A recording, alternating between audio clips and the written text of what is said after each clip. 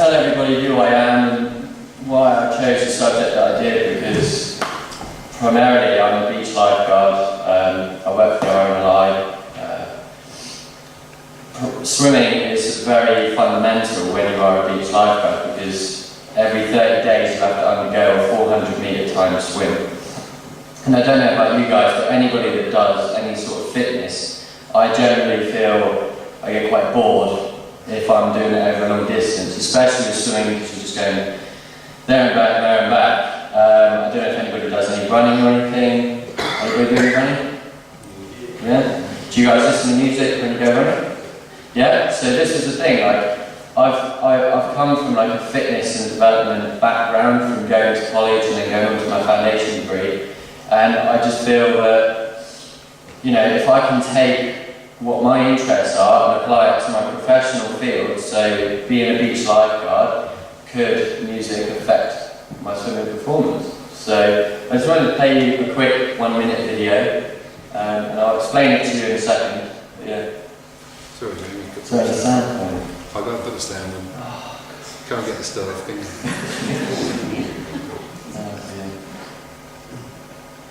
Let's go again. Alright. Give you 20. Come on, go ahead.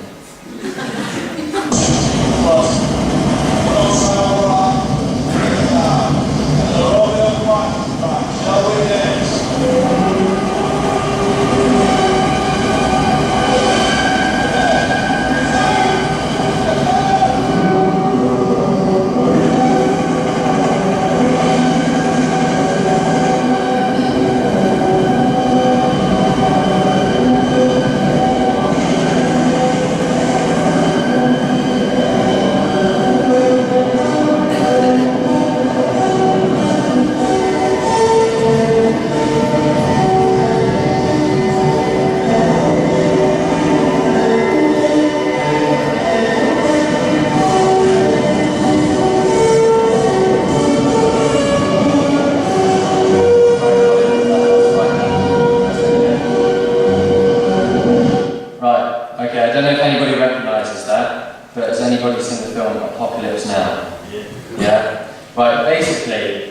It's not got a direct link to what I was doing. I thought it was really interesting, and I enjoyed that film, and I thought I'd share it with you.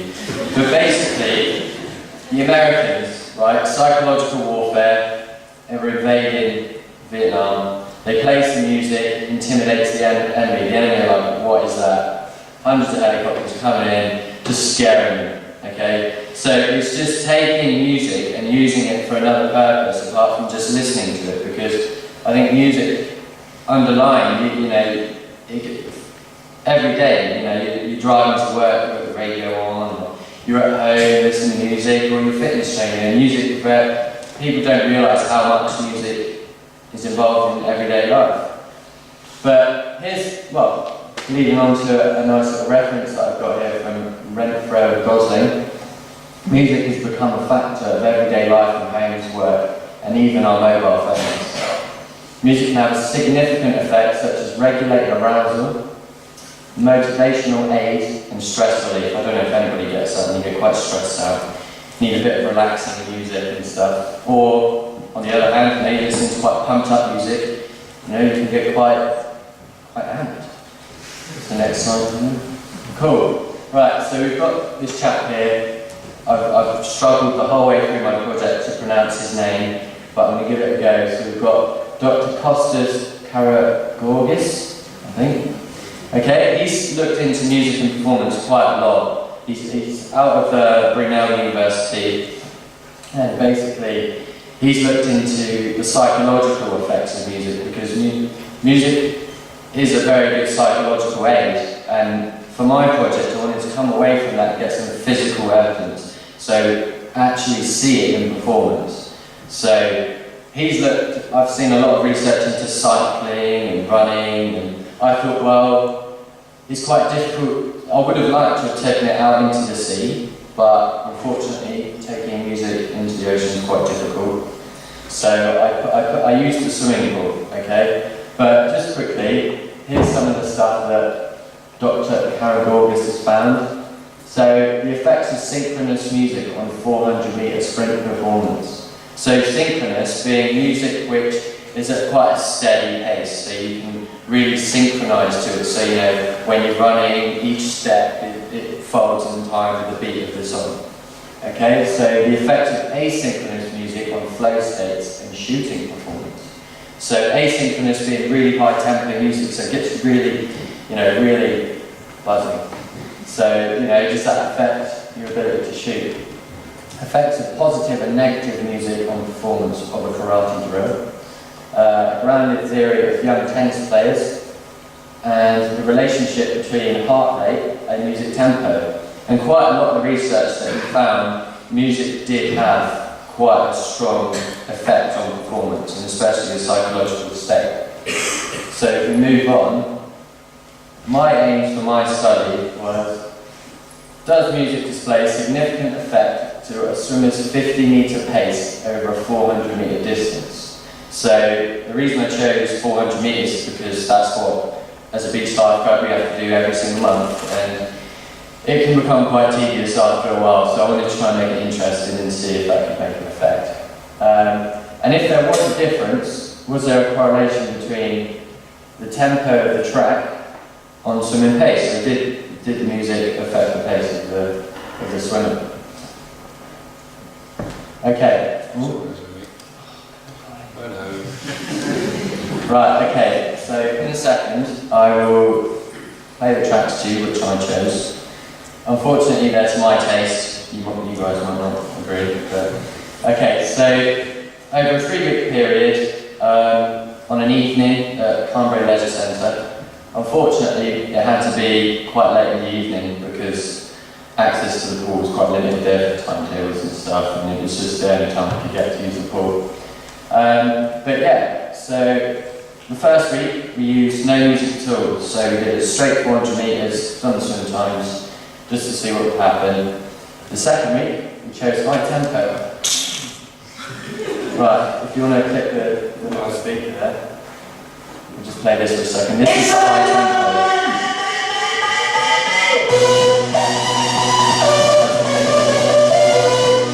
Right, I don't know if you've heard that song, it's a Prodigy, it's quite upbeat, really, when you're running, it gets you going, okay? So as you can see, it was 140 beats per minute, which is classed as an asynchronous track, okay? So it was really, I've listened to it quite a few times now, carrying out the experiment, so I'm quite used to it, but, if you're not used to listening to that sort of music, you can really increase your pace, hopefully.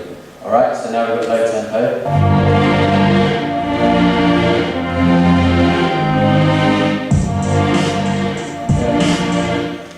So we had Moby, really chilled out. So the third week, we had the low tempo track. And I wanted to see if somebody was listening to something that was really fast, would that make them get a faster swim time? Or vice versa, would that cause them to burn out quicker because they're going really fast, but can they maintain that pace? Or swimming to synchronous track, would they swim slower because they're more relaxed, listen to a more relaxed track? So that was kind of one of the main reasons why I wanted to carry this out. Okay, so at the end of each of the swim, this is the grid which I'll be left. You can see participant 1 going straight across the board. Every 50 metres I'd take a time, and you'd see at the end of the 400 metres you'd be left with the time for each 50 metres over the 400 metre period. Okay? And from that I found the split 50 metre pace. And you can see the values which are in red, those are the extreme values, so I've taken away the lowest, taken away the highest, added them all together and divided them and got my mean 50-metre pace. Okay? And I did this for the 7 participants that we used to see what would happen. So if we move on. So this is the results, which is quite unfortunate, but it didn't really make too much of a difference, which is not very surprising when you take into account certain variables. But I carried out an ANOVA test, so analysis of variance, and I found there was a statistical difference, a slight difference when you look at it. And because the difference between each of the swims for each participant was so minimal, when you take into account the sort of things which can affect pace. So again, it occurred quite late at night, so they could have been tired. Some of the lifeguards had been working on the day. Some of them were dehydrated, some of them were trained. So there were all sort of variables which should have been controlled. Unfortunately, wasn't, and it led to such a small difference. And the difference could have been anything. And I'm not bold enough to say yes, it was definitely the music. All right. So this is quite an interesting thing which I found, because out of the subjects there was a combination of beach lifeguards and pool lifeguards. And I don't know if you can see, but basically these lines show the pace and how consistent it is, right? So on the left you've got, on the left you've got beach lifeguards. So you can see fairly consistent pace. When you compare it to a pool lifeguard, it fluctuates quite a lot. So although I didn't really find a difference, what I did find was beach lifeguards generally performed better than the pool lifeguards. They had a more consistent pace, which would relate to the beach lifeguards undergoing a regular 400 metre pace each month. So they're more comfortable in those testing environments compared to the pool lifeguards who don't regularly participate in it. So I remember when I was a pool lifeguard, the pinnacle was becoming a beach lifeguard. That was it. You wanted to be there, and it goes to show that there is a difference between pool and beach lifeguards. So if you're thinking about who you want to look after you, come to me. Right? But so the conclusion was that there was a statistical significant difference, which is great. It's great, but because it was so, at eye value, it was so small, it could have been anything. And it goes to show with swimming in general, so many things can affect you. A bad turn, or if you're quite tired on the day, it really affects your ability to perform. So although I haven't really proved what I thought I was going to prove, it goes to show that performance very much is affected by everyday life. So unless you're in that zone every single day, it really can be affected. Some suggestions which I've got for further research. Unfortunately, I found the equipment wasn't quite right for swimming, because what I started out with, I had like a waterproof housing for the iPod, and I thought, fantastic, that'd be great, it will work. But when you're swimming, your arms are coming over and you've got wires hitting your face and earphones popping out, it's really distracting. And when you try and do the best you can, you need to minimise that as much as possible. And unfortunately, the headphones that we were using, the water gets inside and you can't hear anything. So I had to improvise a little bit, and I got permission from the Leisure Centre to use their aqua aerobic speakers, which was quite loud. However, again, you're underwater, so you've got water going into your ears, which is a bit of a nightmare. So possibly using underwater speakers maybe would be a suggestion. But unfortunately the technology is not quite right. So although much of the research from Dr.